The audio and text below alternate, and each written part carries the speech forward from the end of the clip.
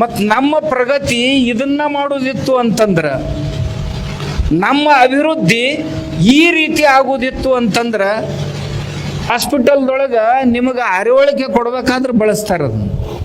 ಅದನ್ನ ನೀರಿನಾಗ ಹಾಕಿ ಕುಡಿಸ್ತೀವಿ ನಾವು, ಕ್ಲೋರಿನೇಟೆಡ್ ವಾಟರ್. ಮತ್ತೊಬ್ಬವ ಒಂದು ಸಂಶೋಧನೆ ಮಾಡ್ಯಾನ, ಅವನ ಆರೋಪ ಏನು, ನೀವು ಯಾರು ಈ ಬೀಜ ತಂದು ಕೊಟ್ಟಿರಲ್ಲ, ಈ ಬೀಜದೊಳಗೆ ಆ ವಿಷ ಐತೆ. ನೀವು ಅವ್ರ ಮ್ಯಾಗ ಮಾಡೋ ಟ್ರೀಟ್ಮೆಂಟ್ ನೋಡಿದ್ರೆ ಎಂದೂ ತಿನ್ನಬಾರ್ದು. ಒಂದು ದ್ರಾಕ್ಷಿ ನೀವು ಏನು ತಿಂತೀರಲ್ಲ, 1 ವರ್ಷದ ಬೆಳೆ ಅದು. ಅದರಲ್ಲೂ ಈ ಭಾಗದಲ್ಲಿ ನಾನು ನೋಡೀನಿ. ಒಂದು ಊರಿಗೆ ಹೋಗಿದ್ದೆ, ಇಲ್ಲೇ ಹಿಂಗೆ ಉಣ್ಣಕ್ಕೆ ಕೂತೀನ್ರಿ ಸಾಯಂಕಾಲ. ತಾಟ್ನಾಗಿನ ತುತ್ತ ಇದಕ್ಕೆ ಒಯ್ದ್ರಾಗ 2-3 ಹುಳ ಇದ್ರಾಗ ಬರ್ತಿದ್ದು, ಸೊಳ್ಳೆಗಳು ಕೈಯಾಗ. ತಾಟ್ನಾಗ ತುತ್ತ ಮಾಡಿ ಬಾಯಿಗೆ ಒಯ್ದ್ರಾಗ 2-3 ಸೊಳ್ಳೆ ತುತ್ತನಾಗ ಬರ್ತಿದ್ದು. ದನಗಳಿಗೆ ಮಚ್ಚರ್ದಾನಿ ಕಟ್ತೀರಿ, ಇನ್ನು ಹೆಂಗೆ ಬದುಕುದು ಹೆಂಗೆ? ಮತ್ತು ನಮ್ಮ ಪ್ರಗತಿ ಇದನ್ನ ಮಾಡೋದಿತ್ತು ಅಂತಂದ್ರೆ, ನಮ್ಮ ಅಭಿವೃದ್ಧಿ ಈ ರೀತಿ ಆಗೋದಿತ್ತು ಅಂತಂದ್ರೆ, ಯಾರ ಸ್ವಾಸ್ಥ್ಯಕ್ಕಾಗಿ ಏನು ಇದರಿಂದ ಶರೀರ ಸ್ವಾಸ್ಥ್ಯ ಆಗೋದು, ಇದರಿಂದ ಏನು ಮನಸ್ವಾಸ್ಥ್ಯ ಉಂಟಾಗೋದು? ಹಣ ಬಂತು ಸರಿ, ಹಣದಿಂದ ಎಲ್ಲನೂ ಬರುವುದಿಲ್ಲಲ್ಲ. ಮಾನಸಿಕ ಮತ್ತು ದೈಹಿಕ ಆರೋಗ್ಯಂ ಧನ ಸಂಪದ. ಧನ ಮತ್ತು ಸಂಪತ್ತಿ ಯಾವುದಾದ್ರೂ ಇದ್ರೆ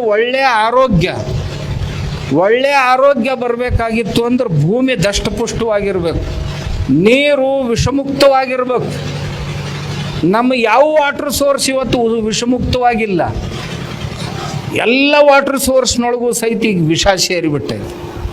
ಯಾವ ನೀರು ನೀವು ಒಯ್ದು ಒಂದು ವೇಳೆಗೆ ಲ್ಯಾಬೊರೇಟ್ರಿಗೆ ಕೊಟ್ರಿ ಅಂತಂದ್ರೆ, ಯಾವ ಊರನ್ನ ನೀರು ಕುಡಿಯೋದಕ್ಕೆ ಯೋಗ್ಯ ಇಲ್ಲ. ಒಂದು ಕ್ಲೋರಿನೇಟೆಡ್ ವಾಟರ್ ಕುಡಿತೀವಿ. ಕ್ಲೋರಿನ್ ಯಾವಾಗ ಬಳಸ್ತಾರೆ? ಹಾಸ್ಪಿಟಲ್ದೊಳಗೆ ನಿಮಗೆ ಅರಿವಳಿಕೆ ಕೊಡ್ಬೇಕಾದ್ರೆ ಬಳಸ್ತಾರೆ. ಅದನ್ನ ನೀರಿನಾಗ ಹಾಕಿ ಕುಡಿಸ್ತೀವಿ ನಾವು, ಕ್ಲೋರಿನೇಟೆಡ್ ವಾಟರ್. ನಮ್ಮ ಗ್ರಾಮ ಪಂಚಾಯತಿಗಳಿಗೆ ನೀರಾಗ ಹಾಕಕ್ಕೇನು ಕೊಟ್ಟಾರಲ್ಲ, ಈ ಬ್ಯಾಕ್ಟೀರಿಯಾಗಳು ಇವು ರೋಗಾಣುಗಳು ಸಾಯ್ಬೇಕಂತ. ಚಲೋದ್ರು ಕೆಟ್ಟದ್ರ ಕೂಡ ಚಲೋದು ಸತ್ತು ಹೋತು, ಏನು ಉಳಿಲಿಲ್ಲ. ಇನ್ನೊಂದು ಇವು ಬಾಟ್ಲಿಗಳದಾವಲ್ಲ RO ವಾಟ್ರು, ಅದ್ರಾಗಂತೂ ಏನು ಖನಿಜಗಳೇ ಇಲ್ಲ. ಎಲುವೆಲ್ಲ ಪೊಳ್ಳಾಗಿಬಿಡ್ತಾವೆ. ನೀವು ದಿನಾ ಬಾಟ್ಲಿ ನೀರು ಕುಡಿತಿದ್ರಿ ಅಂತಂದ್ರೆ ಒಂದು ಎಲುವುಗಳು ಉಳಿದಿಲ್ಲ ಮೇಯಾಗ, ತಲೆ ಮ್ಯಾಗ ಕೂದಲೂ ಉಳಿದಿಲ್ಲ. ರಾಜಸ್ಥಾನದೊಳಗೆ ಮೊನ್ನೆ ಘಟನೆ ಘಟಿಸೈತಿ. ಆ ಎರಡೂ ಘಟನೆಯೊಳಗೆ ಬೇರೆ ಬೇರೆ 2-3 ಅಭಿಪ್ರಾಯಗಳು ಬಂದವು. ಒಂದು, ಯಾವ ಬೋರ್ವೆಲ್ನಿಂದ ಇಡೀ ಊರ ಯಾವ ಬೋರ್ವೆಲ್ಲಿನ ನೀರು ಕುಡ್ದೈತಿ, ಆ ಬೋರ್ವೆಲ್ಲಿನ ನೀರಿನೊಳಗೆ ಆರ್ಸೆನಿಕ್ ಐತಿ, ವಿಷಾಂಶಗಳದಾವ ಅದ್ರೊಳಗೆ. ಅದರಿಂದಾಗಿ ಮೈಮ್ಯಾಗ ಹೆಣ್ಮಕ್ಳು ಗಂಡ್ಮಕ್ಳು ಎಲ್ಲರೂ ತಲೆನೂ ಹಾದು ರೀ, ಕೂದಲನೂ ಹಾದು. ಈ 2 ತಿಂಗಳ ಹಿಂದಿನ ಘಟನೆ. ಮತ್ತೊಬ್ಬವ ಒಂದು ಸಂಶೋಧನೆ ಮಾಡ್ಯಾನ, ಅವನ ಆರೋಪ ಏನು, ನೀವು ಯಾರು ಈ ಬೀಜ ತಂದು ಕೊಟ್ಟಿರಲ್ಲ, ಈ ಬೀಜದೊಳಗೆ ಆ ವಿಷ ಐತೆ. ನೀವೇನು ಇವ್ರಿಗೆ ಬೀಜ ತಂದು ಕೊಟ್ಟಿರಿ, ಅವ ಕಾಳುಗಳನ್ನು ಒಯ್ದು ಕಾಳುಗಳನ್ನು ಒಯ್ದು ಪರೀಕ್ಷೆ ಮಾಡ್ಯಾನ. ಆ ಕಾಳಿನೊಳಗೆ ಈ ಕೂದಲ ತೆಗೆದು ಹಾಕುವಂಥ ವಿಷ ಸಿಕ್ಕೈತೆ ಅವನು. ನಾವೇನೀಗ ಅವು ಟರ್ಮಿನೇಟೆಡ್ ಸೀಡ್ಸ್ ಅಂತೀವಲ್ಲ, ಏನಂತಾರೆ ನಿಮ್ಮ ಕಡೆ, ಅವು ಬಿ ಟಿ ಸೀಡ್ಸ್ ಅಂತೀವಲ್ಲ. BT ಸೀಡ್ಸ್ ಅಂದ್ರೆ ಮೊದಲು ಹೊರಗಿಂದ ಔಷಧ ಹೊಡಿತಿದ್ದೀವಿ, ಈಗ ಔಷಧ ಆ ಬೀಜದ ಒಳಗೆ ಇಟ್ಟು ತಯಾರು ಮಾಡಿ ಕೊಡ್ತಾರೆ. ಹೊರಗಿಂದೇನು ಹೊಡಿ ಅವಶ್ಯಕತೆ ಇಲ್ಲ. ಆದ್ರೆ ಆ ಬೆಳೆಯ ಸಂಪರ್ಕದೊಳಗೆ ಯಾವ ಹುಳ ಬಂದು ಆ ಹುಳ ನಮ್ಮ ಹೊಲ್ದಂದು ಮತ್ತೆ ಯಾವ್ದಾರ ಬೆಳೆ ಮ್ಯಾಗ ಕುಂತಂದ್ರೆ ಆ ಬೆಳೆ ಖಲಾಸಾಗಿ ಹೋಗ್ತದೆ, ಒಂದು ಉಳಿಯಂಗಿಲ್ಲ. ಅದು ಮುಂದೆ ಮನುಷ್ಯರ ಮ್ಯಾಗೂ ಈ ಪರಿಣಾಮ ಮಾಡ್ತೈತಿ. ಯಾಕಂದ್ರೆ ಮಾಡಿಫೈಡ್ ಸೀಡ್ಸ್ ಅದಾವ ಇವೆಲ್ಲ. ಹಿಂಗೆ ದಿನ ಒಂದೊಂದರ ಬಲಿ ಬೀಳ್ತಾ, ಅವು ಎಲ್ಲವುಗಳ ಪ್ರಯೋಗಶಾಲೆ ಮನುಷ್ಯ ಆಗ್ತಾ ಇದ್ದಾನ. ಈ ರೈತನ ಭೂಮಿ ಆಗ್ತಾ ಇದೆ, ರೈತನ ನೀರು ಆಗ್ತಾ ಇದೆ. ಇದನ್ನು ನಾವು ಈಗ ವಿಚಾರ ಮಾಡಲಿಲ್ಲ ಅಂತಂದ್ರೆ ಆಮ್ಯಾಗ ಏನಂತಾರಲ್ಲ, ಎಲ್ಲ ಅಟ್ಟು ಹೋದ ಮ್ಯಾಗ ಒಲಿ ಉರಿದು ಏನು ಉಪಯೋಗ?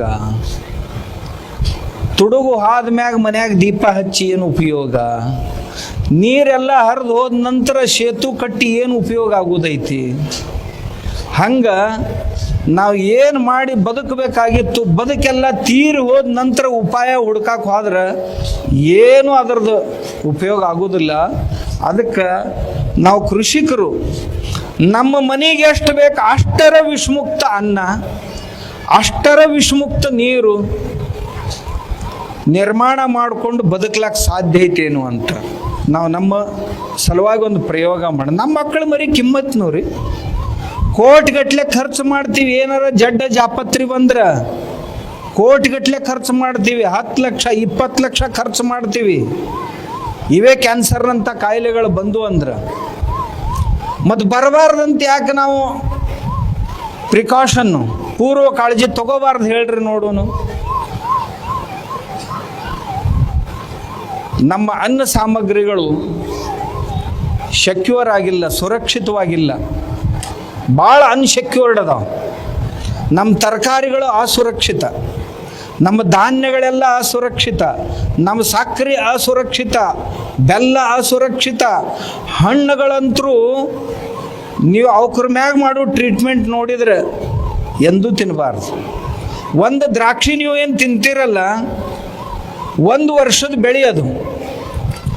ಕನಿಷ್ಠ ಎಷ್ಟು ಸ್ಪ್ರೇ ಮಾಡ್ತಾರೆ ಅದಕ್ಕಂತಂದ್ರೆ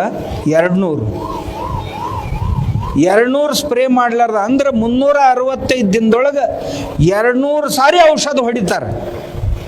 ಏನು ಬರಬೇಡ ನಮಗೆ ತಿನ್ಲಾಕ ಹೇಳ್ರಿ ನೋಡೋನು, ಏನು ಬರಬೇಡ ಹೇಳ್ರಿ. ಅದಕ್ಕೆ ನಾವು ರೈತರಾದಂಥವ್ರು ಇದನ್ನು ವಿಚಾರ ಮಾಡಬೇಕು. ಮಂದಿ ಸಲುವಾಗಿ ಅನ್ನೋದನ್ನು ತಲೆಯಿಂದ ತೆಗೆದು ಹಾಕಿಬಿಡ್ರಿ. ನಮ್ಮ ಪರಿವಾರದ ಸ್ವಾಸ್ಥ್ಯಕ್ಕಾಗಿ, ನಮ್ಮ ಒಳ್ಳೆಯದಕ್ಕಾಗಿ, ನಮ್ಮ ಕೃಷಿಯಲ್ಲಿ ನಾವು ಏನು ಬದಲಾವಣೆ ಮಾಡ್ಕೋಬಹುದು, ಏನು ಬದಲಾವಣೆ ಮಾಡ್ಕೋಬಹುದು. ಆಕಳದಿಂದ ನೋಡ್ರಿ ನೀವು ಪ್ರಯೋಜನ. ನಾ ಹೇಳೋದಿಲ್ಲ, ನನ್ನ ಅನುಭವ ಅದು. ನಾ ಬರೀ ಒಂದು 4 ಆಕಳದಿಂದ ಶುರು ಮಾಡಿದ್ರಿ. ಸದ್ದ 1500 ಆಕಳುಗಳದಾವ ನನ್ನ ಹತ್ರ.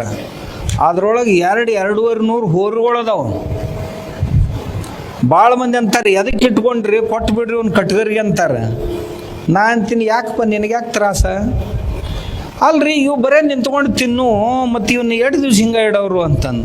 ನಿಮ್ಮ ಮನ್ಯಾಗೂ ಕೆಲಸ ಇಲ್ದು ಮುದುಕರು ಪದುಕರು ರಗಡದ ಒಯ್ದು ಹಾಕಬಾರ್ದನ್ನು ಕಸಾಯಿ ಖಾನಿಗೆ ಹಾಕ್ತೀರೇನು ಯಾವಾಗ?